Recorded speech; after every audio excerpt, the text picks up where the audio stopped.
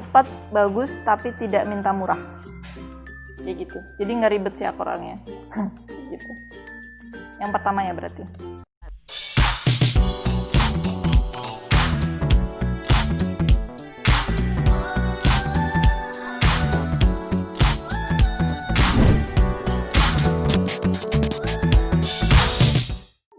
Halo teman-teman semuanya, kembali lagi dengan saya Ani sebagai customer sales Amanah Garment. Nah, untuk kali ini melanjutkan sama sih pertanyaannya dengan rekan kami. Langsung.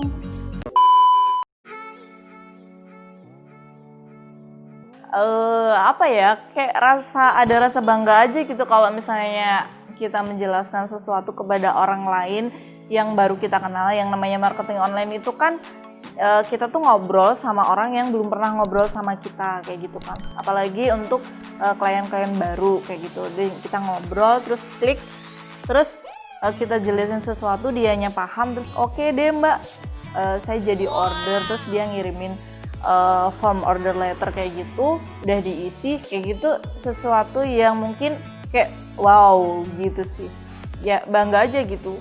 Pasti hal yang menarik itu ketika kita itu menjelaskan apa yang customer itu inginkan dan dia itu benar-benar bisa klik order itu. Misalkan mau order kaos, kita udah menjelaskan bahwa sablonnya seperti itu, sablonnya seperti ini yang kami produksi, bahannya seperti itu, kualitasnya ini seperti ini, tapi dia itu benar bisa klik order di kami. Itu benar-benar hal yang membanggakan sih, bisa meyakinkan customer itu. Jadi hal membanggakan apa itu ya, kayak misalnya yang seperti kemarin itu ada customer yang sudah mau order, sudah deal harga. Nah, tapi ternyata dia juga menghubungi vendor lain, dan di vendor lain itu dia mendapatkan harga yang lebih murah dari yang kita tawarkan. Tapi dengan catatan itu yang ditawarkan di vendor lain itu dengan bahan yang berbeda tentunya, dengan bahan yang berbeda. Lalu di sini saya jelaskan ulang, akhirnya dia tetap transaksinya di Amanah Garment gitu. Pernah pada saat itu mau order wear pack ya. Jumlahnya itu kalau nggak salah itu 5.000 pieces, dia minta surat penawaran dan dia langsung gini chatnya, mbak saya mau order wear pack, jumlahnya itu 5.000 pieces. Nah, untuk harganya saya minta 270.000 per piecesnya. Nah, setelah kami cek itu ke pimpinan kami di produksi, itu harganya itu untuk quantity 5.000 pieces itu bisa 180.000 per piecesnya. Nah, kami kan sudah membuat surat penawaran ya. Nah, supaya customer itu yakin ya kepada kita. Nah, Kak, ini kebetulan ada potongan harga. Kami buatlah harganya itu di bawah harga dia, misalkan dia itu harganya 270, kami buatlah 240 atau seperti itu, supaya itu benar-benar customer itu yakin. Nah, setelah surat penawaran itu kami proses, kami kirimkan lewat email, dia udah cek, mbak email sudah kami cek, untuk harganya kami sudah cocok banget. Nah, bagaimana ya kalau kita itu bertemu atau ketemu di kantor kami untuk membahas terkait pengerjaan wear pack ini. Nah, kan kalau dari Amanah Garment tersendiri kan belum bisa ya untuk kita itu bertemu untuk membahas pengerjaan di luar lokasi atau di luar pabrik seperti itu. Jadinya ya takutnya kan nanti unsurnya penipuan atau gimana-gimana ya, kita itu tetap positif sih, tapi kita juga sebagai perusahaan Amanah Garment Internasional kita juga ada sih sifat ragu-ragu seperti itu. Jadinya dari perusahaan sendiri kalau benar-benar itu teman-teman itu mau benar-benar order, itu nanti bisa langsung aja datang ke pabrik kami. Pernah dua kali kayaknya. Jadi kita udah kasih, dia kan kirim kayak desain gitu, terus dia tanya harga, habis gitu kita kasih harga kan, terus kalau nggak salah tuh dulu aku kasih harga sekitar 90 ribuan pokoknya, 90 ribuan atau 100 ribuan pokoknya, itu mau pesen alma mater berapa ribu pieces gitu. Terus dia nawarnya itu 150. ya kita sih oke-oke aja gitu kalau harga segitu. Cuman pas kita telusuri dia yang udah oke, dia mau bilang ke pimpinannya, terus dia mau koordinasi sama pimpinannya kayak gitu.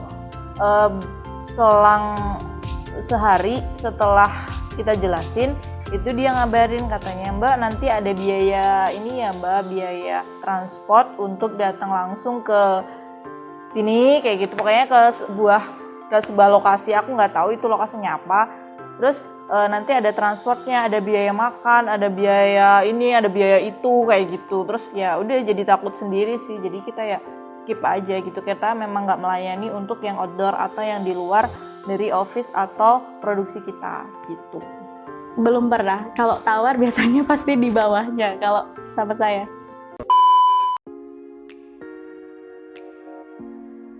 Hal menjengkelkan ada sih kalau misalnya pas jaringannya terganggu itu. Nah itu kan buat kerjanya juga jadi terganggu, jadi ya semuanya jadi chatnya juga nggak chatnya dibalas tapi nggak terkirim-kirim gitu, jadi mengganggu lah pokoknya. Hal yang menjengkelkan itu ketika berhari-hari sudah chattingan sama konsumen tapi masih berbelit-belit gitu loh. Jadi mohon maaf, jadi ada customer tuh yang kurang jelas padahal sudah kita jelaskan secara detail gitu.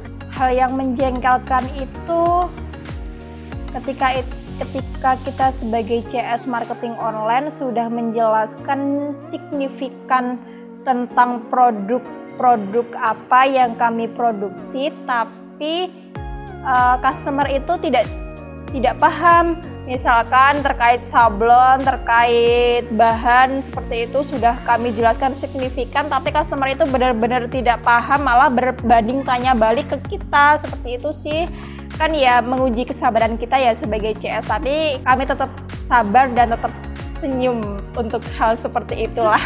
Kalau ini sih dia cuma kirim pesan P kayak gitu, habis itu kita bales, habis itu langsung checklist. Ya nggak tahu sih itu diblokir langsung atau emang dianya iseng atau gimana, atau habis paketan atau gimana nggak tahu. Cuman ya jengkel aja gitu. Terus faedahnya si P ini apa gitu loh. Kalau misalnya dia mau tanya suatu terus kita udah jawab, kan harusnya dia lanjut nanya, tapi dia cuma P aja gitu, unfaedah banget gitu.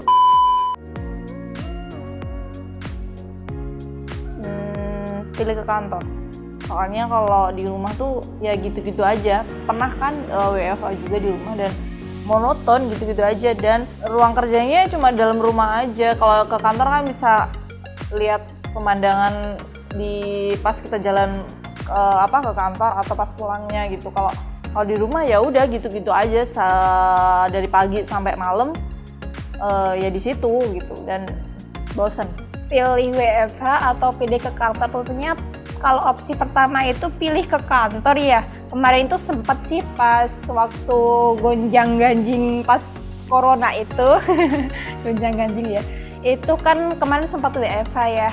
Ya maklum lah, di rumah saya itu sinyalnya kan susah ya, jadinya memang kami itu mau dealing dengan customer itu kesusahan, dan untuk pembuatan invoice dan seperti itu terhambat. Jadinya kalau kita itu bekerja di kantor ya kita itu bisa proses cepat lah, seperti proses invoice dan dealing dengan customer, sinyal juga bagus. Itu benar-benar enak kita rasakan juga kalau kita itu bekerja di kantor.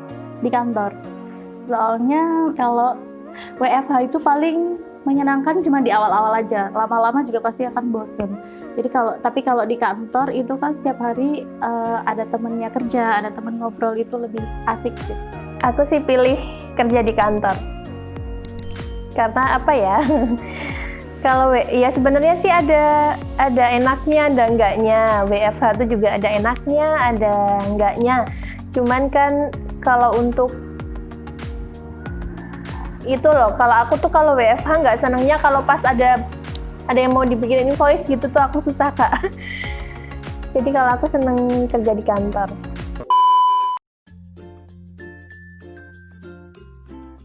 Aku paling seneng hari Minggu, serius. Hari Minggu. Iya hari Sabtu lah, kan besoknya libur. Kalau hari Senin tuh biasanya langsung banyak banget chat dari Sabtu sore sampai ke Senin pagi tuh banyak banget. Jadi kerjaan paling banyak tuh di hari Senin. Pilih hari Senin atau hari Sabtu? Tentunya pilih hari Sabtu ya, karena kan minggunya kita libur. Dan kalau hari Senin itu kan nanti biasanya itu leads itu masuknya lumayan banyak dari hari Sabtu sore sampai Minggu ya, meskipun kami upayakan banget ketika hari Sabtu sore sampai hari Minggu meskipun libur kita upayakan itu slow respon, kita balas satu persatu, tapi untuk fast responnya kan untuk hari Senin. Karena yang mendekati weekend itu Sabtu ya, berarti hari Sabtu aja deh. Karena kan kalau Minggu itu cuman hari libur itu kan cuma sekali ya, cuma Minggu. Kalau yang lainnya kita tetap kerja. Jadi favorit tetap yang weekend. Pilih hari Sabtu. Karena kalau hari Senin tuh rewel banget karena habis hari Minggu terus kita bales-bales yang kayak pesen-pesen masuk itu hari Seninnya, belum lagi kalau misalnya ada yang minta invoice, terus abis itu belum lagi kalau misalnya ada yang minta kirim bahan dan lain sebagainya kayak gitu. Jadi kalau untuk hari aku pilih hari Sabtu supaya bisa Sabtu malaman. Enggak ya, malam mingguan gitu sih.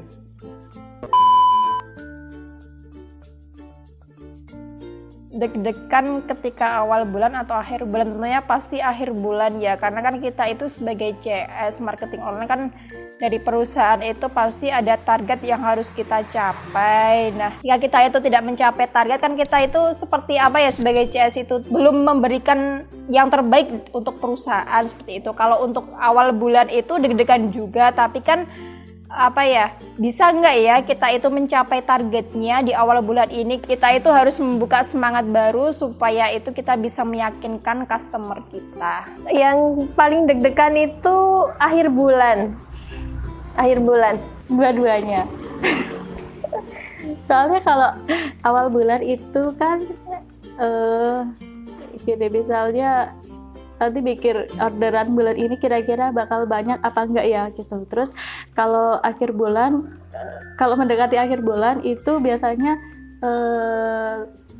terlebih kalau misalnya nih udah mau tebus target itu udah mepet-mepet banget. Nah itu juga yang bikin deg-degan gitu. Jadi tergantung situasinya. Akhir bulan. Soalnya kalau akhir bulan tuh kayak berkaitan sama target, sama pokoknya hal-hal yang itu rekapan data dan lain sebagainya. Jadi kayak deg-degan aja sih. Deg-degan nggak selesai maksudnya.